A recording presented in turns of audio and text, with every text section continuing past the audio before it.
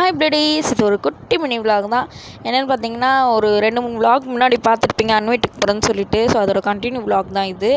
So வீட்டுக்குள்ளே போயிட்டோன்னே பாச மலர்களே அப்படின்ற மாதிரி ரொம்பவே பாசத்தை பொழிஞ்சிட்டு இருந்தாங்கப்பா பிள்ளைங்க ரெண்டுமே. என் பிள்ளைங்க அக்கா தம்பி பாசம்னா இப்படி தான் இருக்கணுன்றது எல்லாருக்குமே புரிகிற அளவுக்கு இவங்க இருந்து காட்டுவாங்கன்னு நான் நம்புகிறேன் கண்டிப்பாக. அப்புறமா நான் வந்து தனிஷை வச்சுட்டு டிவி பார்த்துட்டு அவங்க கூட வீடியோ எடுத்துகிட்டு விளையாடிட்டு இருந்தேன். அப்புறம் வந்துட்டா, அவள் கூடயுமே ஃபோட்டோ எடுத்துகிட்டு ஃபன் பண்ணிவிட்டு, எப்போயுமே நம்ம அங்கே போனால் பசங்க கூட ஃபோட்டோ எடுக்கிறது ஒரு ஹாப்பினஸ் தான்.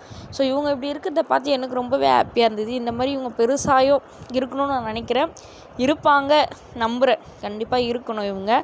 So okay. அப்புறம் கொண்டு வந்து அவங்க டேடி கூட விளையாடிட்டு இருந்தாங்க. விளையாடி முடிச்சுட்டு அப்புறம் கிச்சன் சைடு போய் பார்த்தா அண்ணி வந்து மீன் குழம்பு செஞ்சுட்டு இருந்தாங்க. அம்மா வந்து இறாலாம் க்ளீன் பண்ணி கொடுத்துட்டு இருந்தாங்க. எல்லாமே இறா க்ளீன் பண்ணுறது எவ்வளோ கஷ்டன்றது நம்மளுக்கு தெரியும். நிறைய பேர் அதாலேயே அங்கேயே இறா வாங்கி அங்கேயே கொடுத்து க்ளீன் பண்ணி வாங்கிட்டு வந்துடுவாங்க. அந்த இடுப்பு வலிலாம் சிலருக்கு வந்து செட் ஆகாது. ஸோ மம்மி வந்து பேக் பெயினால் தான் என்ன பண்ணுறது, ஆனால் அவங்க தான் க்ளீன் பண்ணாங்க. ரொம்பவே டயர்ட் ஆகிட்டாங்க க்ளீன் பண்ணிவிட்டு.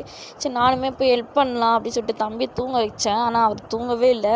அப்புறம் அம்மா க்ளீன் பண்ணிட்டு வந்த பிறகு அம்மா கிட்ட தம்பியை கொடுத்துட்டு வந்து பார்த்தா அண்ணி மீன் குழம்பு செஞ்சுட்டு மீன் வறுத்துட்டு இருந்தாங்க. சரி அண்ணி நீங்கள் போய் கொஞ்சம் நேரம் ரெஸ்ட் எடுங்க, நான் யாராவது தொக்கு செஞ்சிடறேன் அண்ணி அப்படி சொல்லிட்டேன்.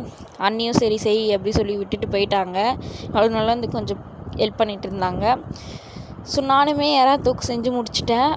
உண்மையாகவே ரொம்ப சூப்பராக இருந்துச்சு.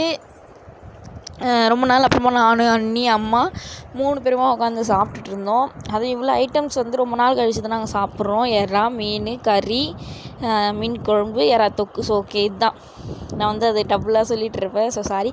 இப்படியே சாப்பிட்டு ஃபன் பண்ணிவிட்டு இது வந்து எங்கள் டேடி செஞ்சு கொடுத்து அனுப்பிச்சாங்க. ஸோ அந்த கறியும் வச்சு சேர்த்து நாங்கள் 3 பேருமே சாப்பிட்டுட்டோம். சாப்பிட்டுட்டு அம்மா அங்கேருந்து வேலைக்கு அப்படியே கிளம்புறாங்க. நைட் ஷிஃப்ட் அவங்களுக்கு இன்றைக்கி.